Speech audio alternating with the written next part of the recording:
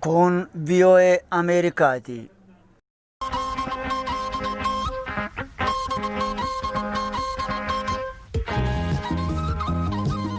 Raadiyoon Sagalee Ameerikaa wixataa qabee hanga jimaataatti galgala keessaa sa'a 2:00 jalqabee hanga sa'a 3:00 meetir baandii 22, 25 fi 31 irratti Waashingtan DC irraa kan dabarsu sagantaa afaan Oromoo amma jalqaba.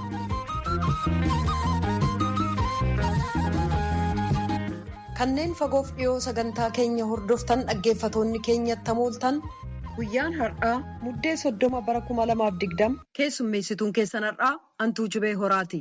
Rakkoo nageenya naannoo Beenishaangul Gumuz keessaa sodaaf jecha abbootiin konkolaataa gargaarsa namoomaa deddeebisuu sodaatan itti gaafatama lammummaa isaanii akka ba'an waamichi godhameefii jira. Hoogganoonni adda bilisummaa Oromoo wal dhabbii keessa turan murtee boordii filannoo kenne qabxiilee garaagaraa irratti komii qabaachuu isaanii gamni lamaanuu himatan. Lamaanuu gabaasaalee oduu boodaati. Naannoo daangaa Beenishaanguliif Itoophiyaarraa muddamni ture yeroo ammaa qabbanaa'us humnoonni Sudaan daangaa qaxxaamuranii lafa qabachuu isaanii ministeerri dhimma alaa beeksisee jira. Qophii dirree diimokiraasii keessatti itti deebina. Gulaalaan imaammata Yuunaayitid Isteetsi calaqqisus abbaa dabareeti. Hanga xumura sagantaa keenyaatti nu waliin turaan afeerraa keenya dhaggeeffatoota keenya.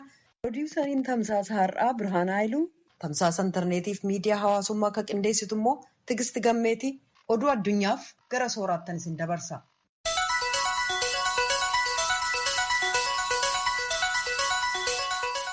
Babaloo tole galchumaaf waliin sanagayaa. Joo Baayiden namni pirezidaantummaa Ameerikaatii filatan torban 3 keessatti mootummaa harkatti deebifachuuf qophaa'uu jira. Bulchiinsi pirezidaantii Tiraamp akka inni qorsa koronaa uummataan ga'uu jiru hanqina guddaa qabaa jedheetiin dubbate. Bulchiinsi pirezidaantii Tiraamp ammoo tuni dharaa jedhe. Baayiden yoo mootummaa fudhate qorsa kana ariitiin uummataan ga'uuf karoora qabaa jedhe. Koronaan Ameerikaa keessatti ammaan tan nam 339 caala galaafate. Taatullee akka ji'a lamaan dura kaanitti akka malee dhukkubi kun nama hedduu irratti arguutti hin jiran. Haa taatuuti immoo ammaan tanallee guyyaatti nam 180 fa'aa irratti argan. Keessumattuu iyyuu hadhiyootan gannaaraaf jedheetiin namni kiriismaasiif jedhee akkan karaa yaa'uufan keessatti akka ogeeyyooti fayyaa jedhanitti dhukkubi kun akka raallee caal ta'uu danda'a. Joo Baayiden yoo iyyuu hujii jalqabe guyyaa 100 keessatti akka namni miliyoona 100 qorsa kan argatu tolchaa jedhee karoora baafate. Karoorri pirezidaantii Tiraamp ittiin jiru ammoo hagajji muddee dhumachuu jiru kan irratti namni miliyoona 20 qorsaan kennuuf hojiitti jira. Ameerikaa kutaa Joorjiyaatti dorgommii seeneteroota irra deebi'uu jiran.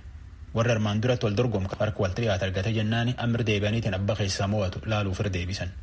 Paartii Rippaabilikaanii fi Demokiraatiitti irratti dorgomuu jira. Joo Baayidenii fi ittaantuun isaa Kamala Haaris warri pirezidaantummaa fi ittaantuu pirezidaantiitiif filatanii nam paartii isaanii fuula bu'ee deeggaruu fi achi dhaqaniitiin akka uummatii baay'ee filatu jajjabeessuu jiran. Pirezidaantii Ameerikaa Doonaald Tiraamp fi ittaanaan isaa Maayik Peensilleen nam paartii Rippaabilikaan fuula bu'eetiin dorgomu jajjabeessuuf akka uummatii baay'eetiin filatu hul'ifachuuf itti jiran.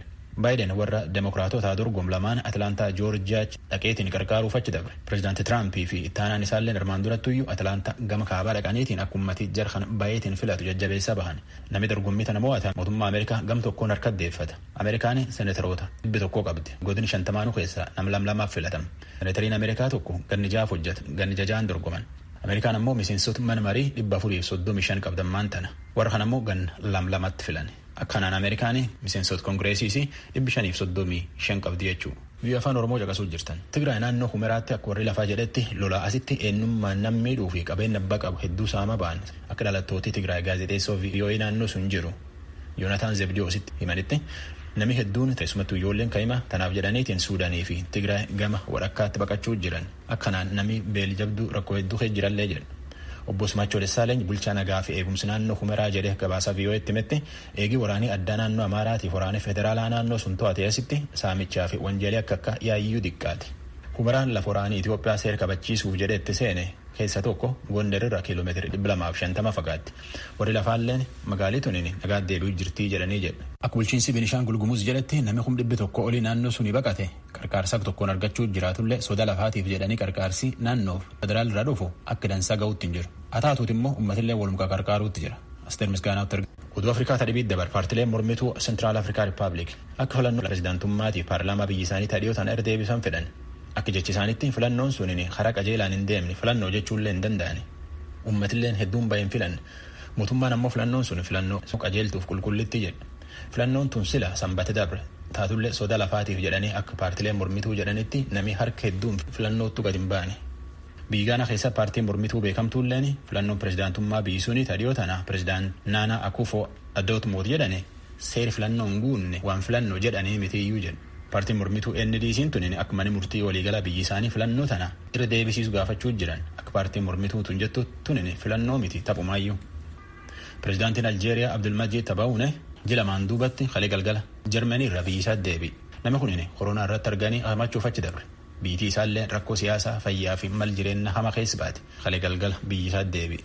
Bulchoota Aljeeriyaa ka koronaa irratti arganii wallaanachaa ba'an keessaa warra qaraati. Yemenitti yoo akkam dikkaate nam 10 caalaa xuyyuura Eden keessatti fidan hedduu mammadeessanillee. Jechaan tunin akkuma xuyyuurii geejjiba bulcha haaraa Yemenii Saawud Arabiyaa fuudhee dhufeen jalqabde. Yemeni balleessa tanaa fi milishoota Iraan gargaartu Hutii himatti. Bulchootii Hutii tan ammoo keessa hin jirruu jedhan. Kabinee fi muummeen ministeerii biyyi suni Maheen Abdulmalik ambaasaaddar Saawudii jiruu fi bulchoota akka kaallee fudhatanitti yoosum lol sun dura gorsan. Anaa fi miilota kiyyalleen magaala Eden keessa jirra nagaa qabnaa jedheetiin Tiwiiterii irratti barreesse Maheen. Yemeniin biyyi mootummaa dhabdeetiin waan hedduun rakkachaa baate. Saawud Arabiyaan warri si bulchullee falaa baate. Bulchooti haaraa tunilleen akkuma jaridii xuyyuura gaheen lolitti jalqaban. Osloo deebin. Noorweeyitti diiram kana manneen kurni hedduutiin lafti citte. Nam 10 caalaan miidhame 21 ammoo du'aaf jireenyaan barbaaduu jiran. Fulaan lafti namaan citte tunin laf manneen jireenya keessa jiran. Jirdraam jedhani teessoo mootummaa Noorweey Osloo gam kaabaatiin kiiloomeetira 30 fagaatte. Televezyiinii irra leewwanni mul'ata. Manneen hagi tokko rarraa balee ijaajjaniifi kan ammoo laf qurxamte. Helikooppiterilleen labsuun irra mare nam guuruu jira. Nama 700 caalaa akka kanaan afaan balaati guuran akka oduu poolisii biisuun irraa argannetti. Soraan laqeeti utuu namaaf qabtan. Kadhagaa jirtan as Waashingtan DC irraa ka darbu raadiyoo sagalee Ameerikaa sagantaa afaan Oromooti. Biyyoonni hiyyeeyyiin tallaalii farra dhukkuba COVID-19 carraa qorannoo adda addaa fi dhukkuba kanaaf wal'aansa akka argatan gochuuf jaarmayaan fayyaa addunyaa yookaan WHO fi michoonni isaa yaada Access to COVID Tools yookaan ACT jedhamu dhukkubsattoota COVIDiif waan barbaachisaa ta'an akka argataniif gargaaru lafa kaa'an. Qindeessaa akka ta'an Bruce Aylward akka jedhanitti weerarri koronaa akka guutuu galaanaa lafa fudhateetu jiru maallaqni gargaarsaaf biyyootii biraa argamu garuu akka burqituu bishaanii xiqqootii jedheera. You know what, folks? Right now, financing is what stands between us and getting out of this pandemic as rapidly as possible. It's as simple as that. Wanni beekamuu qabu yeroo ammaa waa'ee maallaqaa nuu fi weerara kana keessaa hatattamaan ba'uu gidduu dhaabbatee jira. Rakkoon jiru kanumaa jedhan. Addunyaa irratti lakkoofsi namoota vaayirasii koronaan qabamanii miliyoona 71 akka caale kan gabaase jaarmayaan fayyaa addunyaa kanneen miliyoona 1.6 caalan du'aniiru jedheera. Aylward akka jedhanitti karoora baafne biyyootii hiyyeeyyiin ga'uuf maallaqa argamee fi kan barbaannu gidduu addaddummaa doolaara biliyoona 28tu jira. Karoora kana fiixaan baasuuf waggaa haaraa seenu 2021 maallaqi kun argamuu qabaa jedhan.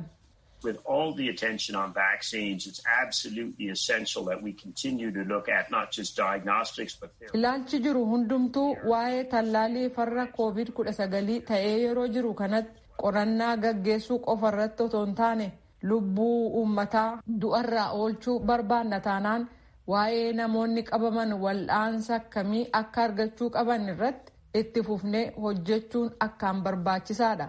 Kutaalee wal'aansaa tattamaa yookaan ICU dhiphisaa ka jiru isaan kana.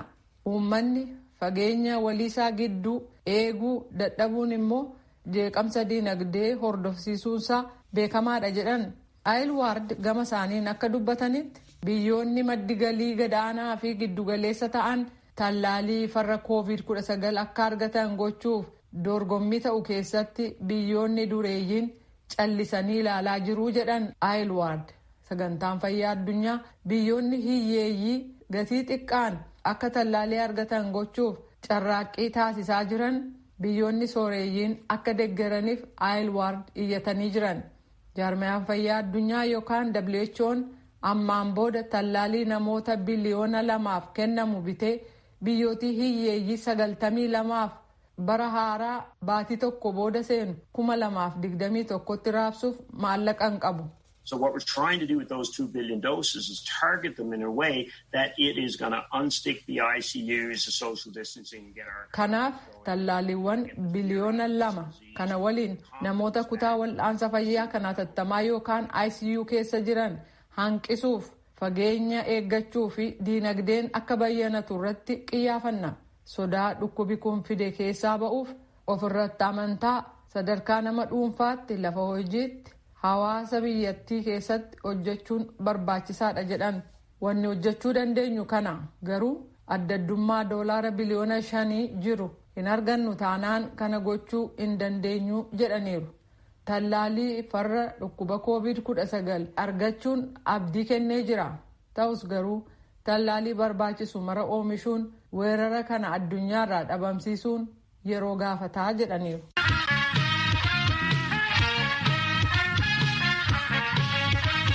Sagantaan keenya wixataa jalqabee hanga jimaataatti raadiyoo Ahaduu FM 94.3 irratti kallattiidhaan darbaa nu dhaggeeffachuu hin dagatinaa. Hoogganoonni adda bilisummaa Oromoo waldhabbii keessa turan murtii boordiin filannoo kenne qabxiilee garaagaraa irratti komii qabaachuu isaanii gam lamaanuu himatan. Boordiin filannoo dhimma hoogganoota kanaa ilaaluu eegale jiddugalummaan osoo hin taane waan komiin isaan irratti dhiyaateef ta'uu ibsee jira. Muktaar Jamaaltu gabaase. Waldhabbee hoogganoota adda bilisummaa Oromoo gidduutti uumamee laalaatiin ture dhiheenyatti murtee kan kenne boordiin filannoo Itoophiyaa murtee inni kenne irratti qabxiilee garaagaraa gama lameenuu mormii akka qaban raadiyoo sagalee Ameerikaatiif dubbataniitiin jiru. Hooggantoonni sabquunnamtii gama hooggana adda bilisummaa Oromoo obbo Daawud Ibsaatii fi gama obbo Araarsoo Biqilaatiin jiran qabxiilee garaagaraa irratti akka yaada boordichaa komatan dubbatu. Hoogganaan sabquunnamtii adda bilisummaa Oromoo gama obbo Araarsoo Biqilaa obbo Qajeelaa Mardaasaa akka dubbatanitti boordichi yeroo gama lameeniif tolu waliin mari'adhaatii na beeksisaa jedheetiniin qajeelcha kennuu isaatiin wal qabateetiniin kun sirrii miti jedhu. Ijoon dubbii qabxii sadaffaa murtii sadii murteessinee jiranii murtii sadan keessaa murtiin guddaan inni furmaata jedhanii isaan ka'anii guyyaa boordiin murteessu bakka bu'ootti warra boordiidhaa jiranitti taasifama guyyaa sammuu nuti murteessaa jiranii gaafa dura. Dhalaa amma ofishaal nu ergan irratti immoo waliin guyyaa beellamaa nuu kennaa. Guyyaa sa'aatii fi sa'aatii isaa hanga gaafa amajjii 19 bara 2013tti guyyaa itti walgahiin jalqabaa bakka bu'ootti boordiidhaa jiranitti ta'u nu beeksisaa jiranii jechuudha. Asirratti nuti deebii ilaanee irra cimaa waan akkasii ilaalchifnee xalaadhaan amma konfliktii keessa nama jiru. Konfliktii keessa tura which is reality. Otuu konfliktiin sun resolved hin ta'in nuti bifa kamiiniti waliin haasofnee deebifnee yommuu qaama sadaffaa tokkoof immoo beellama kenninaa. Kanaaf isin akkuma jalqabaa jettan sanatti xumuraasaa jirutti deebifnee jechuudha. Kanaafiyyuu teettanii garee kaan waliin wanni haasoftan wanni wal beellamtan hin jiru jechaadha ajaja yookaan immoo murtee boordii filannoo kana booda. Ergasii nuti qaama muraasan waliin ta'ee sana duras qaama wal arginee akkuma biraatiinis waliin haasofnee akkuma kanas boordii beeksifnee deebii eegaa irraa jechuudha. Qabxiin gama biraa garri obbo Daawud Ibsaa fa'aa ittiin falman boordichi rakkoo gidduu kennaa akka ofii kennaa fudhannu dhiisuudhaa malee jaarsummaa gidduu taa'uun sirrii miti kan jedhudha. Dubbii himaa gama obbo Daawud Ibsaa fa'aa ta'uu isaanii kan ibsan obbo Battee Urgeessaa dhaabichi dambiilee ittiin bulu kan rakkoo keessoo isaa ittiin furatu qaba jedhan osoo inni kun bira darbameetiniin hin jenne boordiin giddugalummaadhaan dhimma keenya ilaaluun sirrii miti jechuudhaanis falman. Galma boordii filannoo biyyoolessaatti akka walgeessanii dubbattan guyyaa sibiif aanja'uu fi namoota bakka buuftan dheeratii nu ergaa kan jirtu nu ba'e eeggaddaa talaani. Haa ta'uti nuti murtii kana akka kora sabaa irratti rakkoon jiru yoo qaamni haga ammaatti murtii kennametti quufne jiraate kora sabaa irratti fala dhumaa argatu kallattii kaa'ame kana fudhanneerraa hiriirati kan jechaaf turre seera ittiin bullu waan qabnuuf waan seerri keenya jedhu irra fe'amee utaalamee boordii filannoo bira gahuun adda dhaaba keenyatti alatti rakkoo dhaaba keenyaa furuudhaaf yaaluun jalqabumaa isaa dogoggora jennee falmaa turre mufannaa keenya yookaan eeka keenya keenyee xalaa barreeffameerraa kanaaf ramannee addisa boordii filannoo jalatti bakka sanatti dhibdee keenya furachuuf imalli boonu hin jiru. Kana jala morree beeksifnee jirraa uummanni Oromootu akkuma kana nu hubatu barbaada. Waldhabbiin akka jirutti kaasu gama kaanii kana jechuun waliin haasa'uudhaaf iyyuu wanti rakkisu jira taanaaniin boordichi gidduu kana taa'ee haasa'uun maali wanni sirriin ta'in jettanii himtu isin. Addacha jaarmiitti qabu keessatti sirna dhaabaa keessatti waliin keessee dubbachuurraa wanti si oowwu hin jiru. Lolli dhuunfaa hin jiru as keessatti. Qaama biraa affeeruun immoo akkasuma walabummaa dhaabichaa kan sarbu waan ta'eef inni mataan isaa yakka. Yoo sirna dhaabatiin furmaanni maayii kennamuu hanqate qofa qaamni lamaanuu kana seera qabnuun furachuu hin dandeenye. Mee isin gidduu isaatti nuu laalaa jedhamee kan qaama sadaffaatti dabarfamu ol ta'iinsan malee qaamni mufakkamiyyuu gulantaawwan ta'ee kan hundumaa yeroo adda addaa utaalee qaama sadaffaatti dubbisaa kan deemteessu yoo ta'e qaamni labsatee lafa kaawwate sun hojiirra hin oolu jechaadha. Qaamni dhibdee isaa keessatti furachuufis walabummaa isaatis hin qabaatu jechaadha.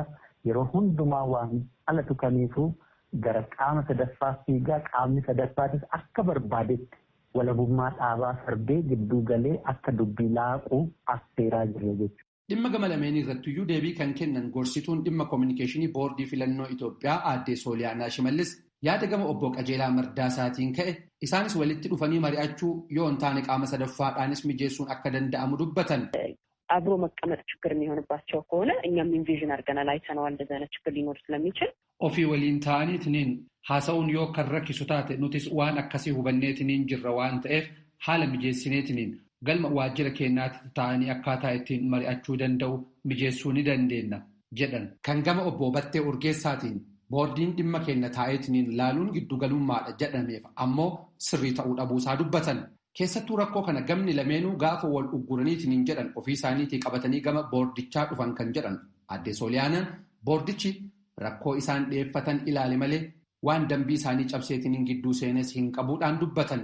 አንደኛው የቦርዱን ኢንቮልቭመንት የቦርዱን ጊዜ ውስጥ መግባት ኢንቫይት ያደረገው ሁለቱም ህገወጥ የሆነ እገዳ አድርገው ያንን እገዳ ደግሞ ቦርዱ ከማምጣታቸው ነው። tokkoffaa boordichi akka gidduu wal kongodhe uggura seeraan alaa gama lameeninuu taasisaniitiin boordichatti iyyannoodhaaf fidatani. Lammaffaa rakkoo uumame kana koreen naamusaa fi to'annoo furuu dadhabuu isaatu kana fide. Koreen kun gara kiyyaan waan furullee hin qabu jechuudhaan boordichaaf ibseetiniin jira. Sadaffaa irratti ammoo kallattiin boordichi kaa'eetiniin jedhe kora sabaa akka waaman haala dambii dhaabichaatiin ajajeetiniin jira. Inni kun waan adeemsa dogoggoraa qabu tokkollee hin qabu jedhan aadde Sooliyaanaan. Aadde Sooliyaanaan akka dubbatanitti jijjiirama hoggansa dhaabaallee ta'ee rakkoo gidduu isaaniitti boordichi laaluudhaaf dirqama qaba kan jedhan yoo ta'u ammallee taanaan gamni lameenuu waliigaleetiniin hanga ammajjii 30 bara 2013tti kora sabaa waamanii kallattiilee kaa'ameef raawwataniitiin boordichaaf akka gabaasan yaadachiisanii jiru. Gabaasa sagalee Ameerikaatiif Muktaar Jamaal Finfinneerraa.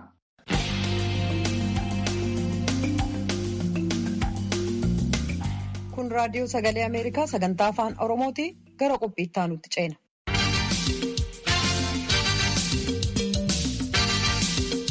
Naannoo daangaa Sudaaniif Itoophiyaarra muddamni ture yeroo ammaa qabbanaa'us humnoonni Sudaan daangaa qaxxaamuranii lafa qabachuu isaanii ministeerri dhimma alaa beeksisee jira. Weerara kana kanneen deeggaran hayyoonni waraanaaf siyaasaa akka Sudaan jiraatanis sabatiinsa naannoof kan Itoophiyaa kan hin barbaanne qaamonni sadaffaan dhiibbaa akka godhan ta'uun tuqameera. Itoophiyaan ammayyuu haalli isaa nagaadhaan akka xumuramu ka barbaaddu ta'uu dubbi himaan ministeerichaa dubbataniiru jaallannee dhiyeessa. Waajirri dubbi himaa kan ministirii dantaalaa Itoophiyaa torbaniin ibsa kennu kanaan hidhattoonni Sudaan lafa waggaa 100 oliif lammiiwwan Itoophiyaan qotamaa ture daangaa ce'uun humnaan qabachuu isaanii beeksisee jira. Gareen ittaanaa muummicha ministeeraa Dammaqa Mokonniiniin durfamu kaartuun keessatti argamee biyyooti lamaan gidduu ka ture hariiroon wal gargaarsaaf obbolummaa akka itti fufu dhaamsa dabarsee akka ture dubbi himaan ministirii dantaalaa Itoophiyaa Diinaa Muftii ibsaniiru. Gama Itoophiyaan wal gargaarsaaf obbolummaan jiru akka itti fufu ka barbaadamu ta'uu obbo Dammaqaa Mokonnin hubachiisanii turan jedhan. Garuu gama Sudaaniin kan calaqqifamaa jiru faallaa kanaa ta'uu ambaasaadder Diinaan ibsaniiru. በሱዳን ሴኩሪቲ ሱዳን ታጣቂዎች በሱዳን ወታደሮች humnootiin nageenyaa hidhattoonni fi loltoonni Sudaan daangaa Itoophiyaa seenuun haleellaa kan itti gaggeessan lafaa fi qabeenya qonnaan bulaa fudhatanii inumaayyuu gama miidiyaan daangaa keenya lafa keenya waan deebisnee qabanneef hin gadhiifnu hanga jechuu ga'an. Yaadi kun aangawoota sadarkaa olaanaa ka Sudaan biraas dhaga'ameeraa jedhan. Yeroo ammaa muddamsi sadarkaa duraa itti fufuu dhiisee yookaan jiraachuu baatuyyuu seera cabsanii waggoota 100 ta'uuf daangaa beekamaa garuu hin sararamne qabatanii jiru jedhan ambaasaadar Diinaan. Gochi Sudaaniin gaggeeffamu kun humnootii ka biroo dhiibbaa godhan kan of keessaa qabu ta'uu xiinxala gaggeessineen bira geenyeerraa jedhu obbo Diinaan.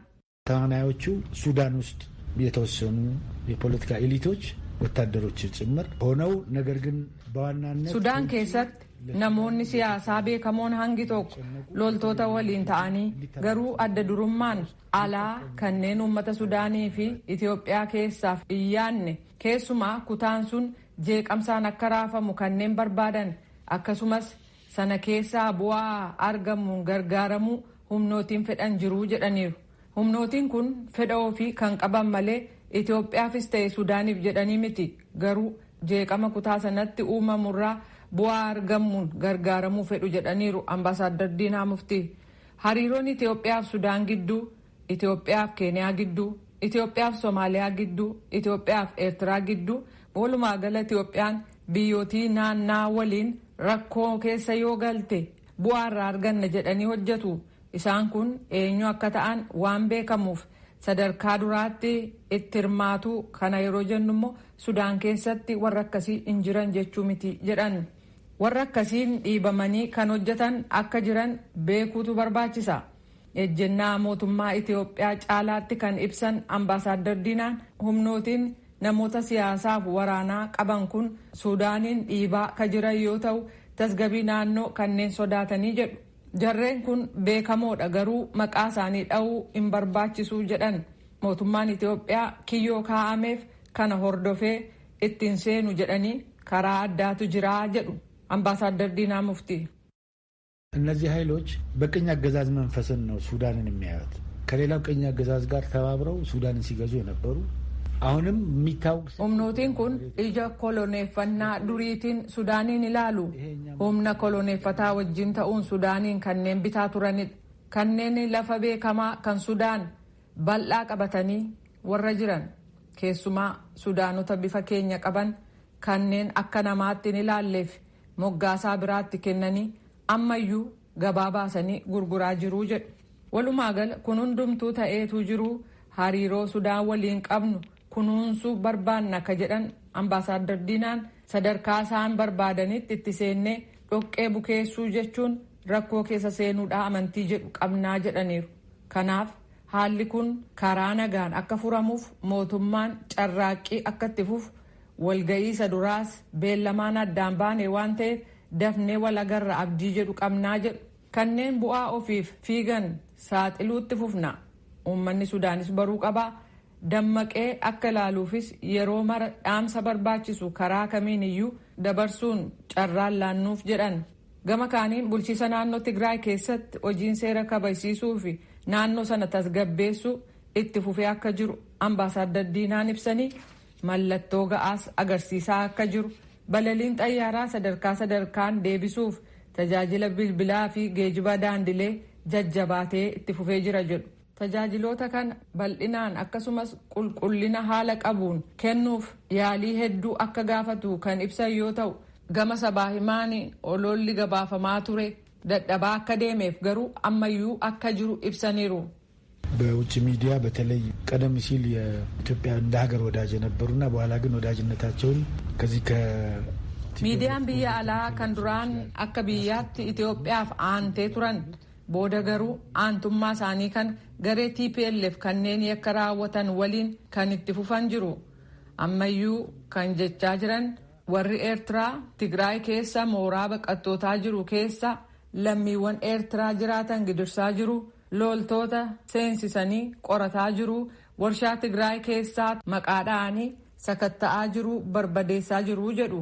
Garuu biyyoonni michuu Itoophiyaa ta'an kan Afrikaa keessaas ta'e kan iddoo biraa gama dippiloomaasiif siyaasaan nu deeggaran malee humna waraanaan Itoophiyaa cina hin dhaabbanne jedhaniiru ambaasaadder Diinaan. Dhiittaan mirga namoomaa Tigraay keessatti dhaqqabe qaama walaba ta'een akka qoratamu tokkummaa mootummootaa dabalatee qaamonni biraas gaaffii dhiyeessan mootummaan Itoophiyaa hin fudhanne himata jedhus kun soba dhugaarraa fagaatee jedhan gargaarsa የማጣራቱም ስራ ኦልሬዲ እየተሰራ ያለበት ሁኔታ ነው ያለው። ሪፖርቶችን በየጊዜው እየወጡ ያለበት ሁኔታ ነው። አሁንም ፋርዘር እዛ አካባቢ የተፈጸሙት አትሮሲቲስ በማንም ይፈጸም ሀለ ከነ ቁልቁሌፈቹ ጀልቀምኔ ገጌሳስ ጅራ ገባሳሌኒስ በአጅሩ ጫላት ፊጤንሰ ዶ ሰነቲ ገጌሰሜ ኤኙ ዩአተው ቆረተሜ ኢፈባውፍ ጨራን ጅሩ በላዳ ወልዱረ ዳበናት ቱሬ ረኮ ጉዳን ኮሚሽን ሚርገ ደለነማስ ተኤ ጃርሜውና አዱኛ mootummaan eegumsa godhee fi asiin deemaa yeroo ittiin jedhu lakki nutoo asiin deemnaa jedhu baay'een isaanii namoota gara biyya alaatti ceesisuu barbaadu dirree xayyaaraattis qabaman jiru maqaa gargaarsa dhala namaan dhufanii nama barbaadan baasuu dhufu garuu immoo dhorkamne jedhanii dubbatuu jedhan ambaasaadder Diinaan. Kana malees sochii gama dippiloomaasiin taasifame ibsuu isaanii oduu gabaasaan VOA Mallaskaachuu Ammahaa Finfinneerraa gabaaseera.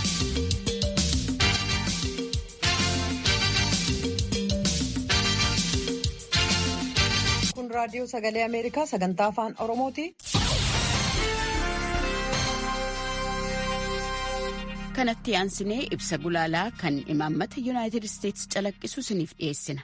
Eeshiyaaf kibba Ameerikaarraa kanneen dawaa sammuu adoochu heerooyinii fi kookeenii jedhamu deddeebisan biyyoota Afrikaa uffee Saharaa gad jiran kanneen bu'uurri misooma isaanii murtaa'aa ta'e keessatti dawaa sammuu adoochu kun naannoo daangaarraa utuu hin beekamin akka daddarbu taasisaa jiru.